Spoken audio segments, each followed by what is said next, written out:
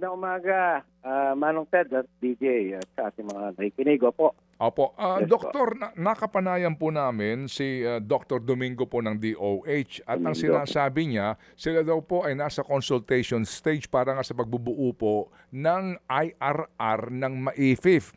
Okay, so una pong katanungan, kayo ho ba'y nakonsulta na po ng DOH tungkol dito? So, in-inform kami na magkakaroon ng IRR ng pagbago, ano? Pero hindi kami pinasama kung meron man ng technical working group, hindi pa kami kasama doon. Okay. So, hindi pa ho kayo kasama. Ano ba daw ang sabi sa inyo? Isasama ho ba kayo? Hindi ko alam kasi usually pag ganong may technical working group, nino-notify kami at pinapupunta kami doon para malaman siguro kung ano yung kanilang magiging part namin at saka sa kanila at kung anong sasabihin namin. Opo.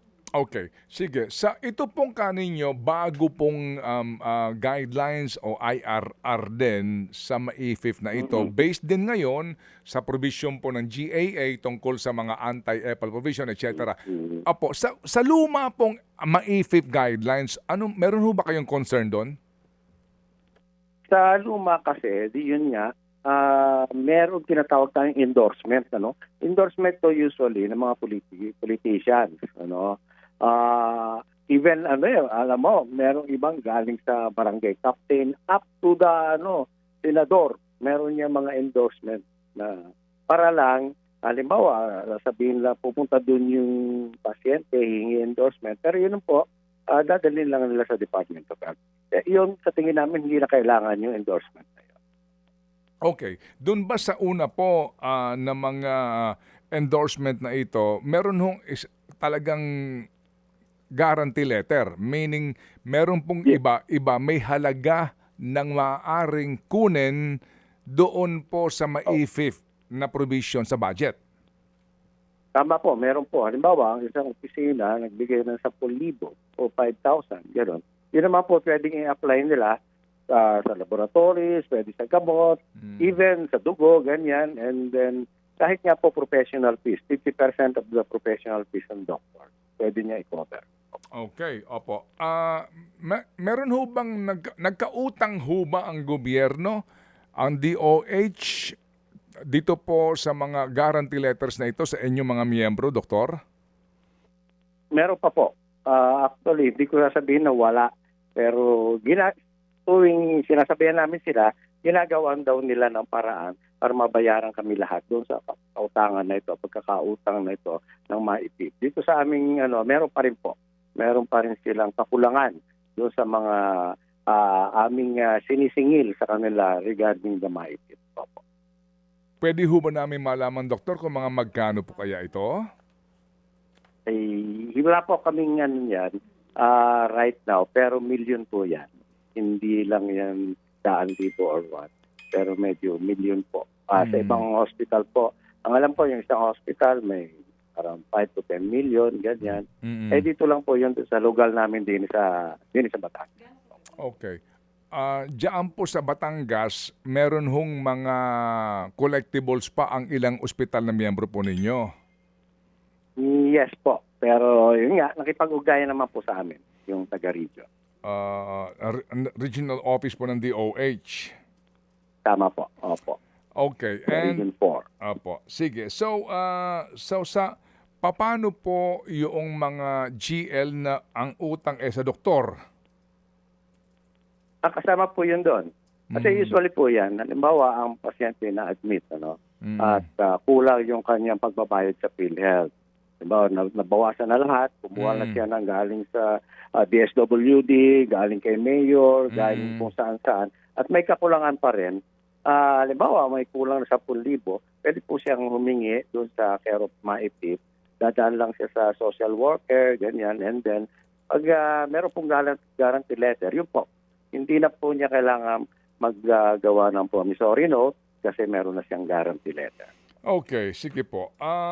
Sir, dito po sa bago na MAIFIF na ito, kung kayo po ang tatanungin, paano po ito dapat na ipatupad at gamitin na pondo? siguro po alisin na natin yung part na dadaan pa sa mga politiko, ano. Kung talagang pwede lang isubmit na lang sa Department of Health na magbigay na sila, mag-release na sila.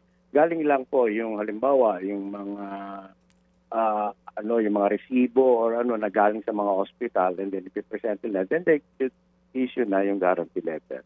Yung pong iba naming mga kasamahan, bakit daw sa Department of Health? Kasi nga parang naging arbitrary, parang walang pamantayan sa pagbabayad, kahit magkano pwedeng i-release. Kaya sinasabi ng aming ibang kasama, idaan nyo na lang sa PhilHealth yan, kasi ang PhilHealth medyo mas, may mga pamantayan, may rules, may regulations, para dumaan po at para matingnan nila kung tama ba itong mga sinisingil na ito. Okay, sige. So, yan pong sinasabi ng iyong mga miyembro, mas maganda idaan sa PhilHealth. So, let's differentiate, doktor, no? Ang MAIFI po ay nangangahulugan ng medical assistance for indigent and financially incapacitated persons, no? Okay. Tama po. So, medical assistance. And then, ito pong sinasabi nyo, PhilHealth, is Philippine Health Insurance Corporation. Opo, So, magkaiba yun kasi yung assistance at insurance. Kapag assistance po, ang sabi po ng ilang mga doktor, assistance subject to discretion. Tama? Discretion kung magkano matatanggap nino at kung di ba? Ganun po. Sa inyong palagay, mas maganda kung gawing insurance. Para lang po ang sinasabi ng iba, hindi naman lahat. Sinasabi nila ba, kasi parang may pamantayan. Magkano ba ibibigay dito dahil sa ang sakit ganito. Yung sa isa, halimbawa, sasabihin lang, sige, bigyan natin 10,000 yan. Bigyan natin ng 50,000 yan.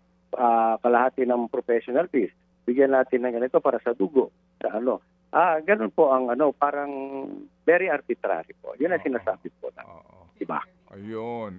Yung nga. Kumbaga hindi, unlike sa PhilHealth, may specific na mga uri ng sakit. Tama? Opo. At saka may guidelines sila. Magkano ba ito? Ganyan.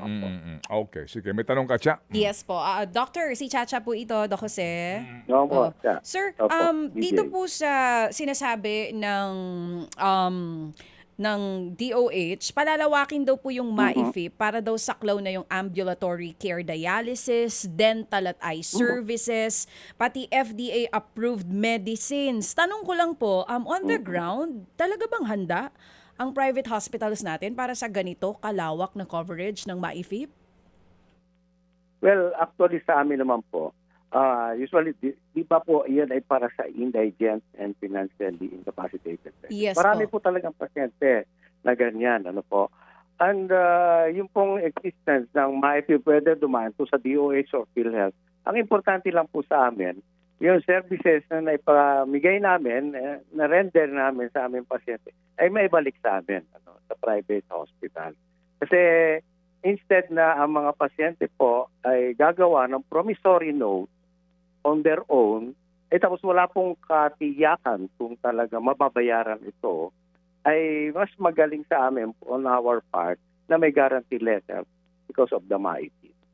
So, sa madaling salita, posible naman po na talagang ganito kalawak ang serbisyo. Kaya po ito ng ating mga pribadong ospital. Ay, opo. Kasi yun nga po, may PhilHealth naman po, deduct yan. And yung benefits nila, yung matitira lang po, kung kulang talaga, yung excess na bill, yun, pwede lang i-apply yan sa MAIFI. Oo. Pati daw po yung 100% coverage ng mga doctors natin on their professional fees. Ano pong take sana nyo po dito? 100%, pero presently po, 50% lang kinocover nila. Oo. Pero madali rin po ito na maisapatupad kung sakali man po in February, kasama po ito sa mga babaguhin sa guidelines? Mas maganda po sana, ganun, para itong ating mga doktor. Minsan kasi po, yung mga doktor, parang sabi nila, bakit nabigay na namin service, hindi pa namin makuha. But anyway, ganun talaga po Pag kaysa sa naman, talagang wala maibayad ang pasyente, di po ba? Oo. Pipigain nyo somebody na wala naman talagang mapipiga, di ba? mas mabuti na yon. Opo. Sino po ba mas mabilis magbayad, ang PhilHealth or ang MyFip? At dati po talaga, mas mabilis yung maitip. Pero ngayon parang nagkakaroon ng problema sila sa pag-release ng pondo. Bakit daw po? Pero Ano yung daw? PhilHealth ngayon, mabilis na. Oh.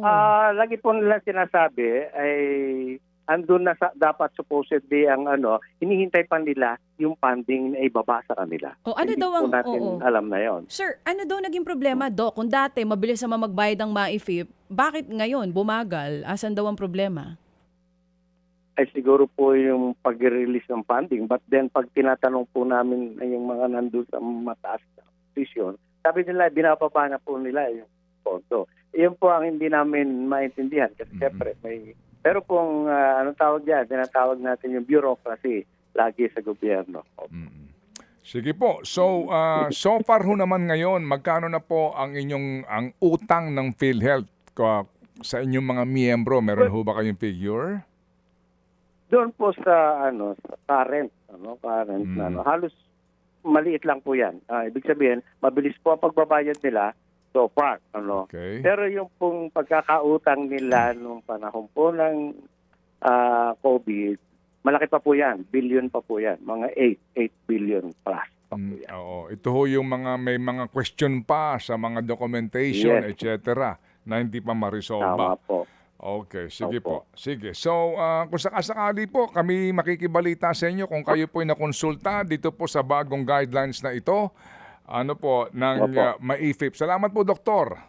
Hopefully po. Sige po. And then, magandang umaga din po. Thank you. Mga kapatid, brothers and sisters, saan ka pa? Dito na tayo sa totoo. Dito na tayo sa True FM. Mga kapatid, mag-subscribe and follow po kayo sa social media accounts ng True Network PH. Yan po kami. Hanapin nyo lang True Network PH, Facebook, Instagram, YouTube, TikTok, and podcast. Mapa Apple or Spotify man yan, mahahanap nyo kami. Lahat ng mga napapanood at napapakinggan nyo po sa programa, nasa social media accounts namin yan. So, paano mga kapatid? See you sa social media!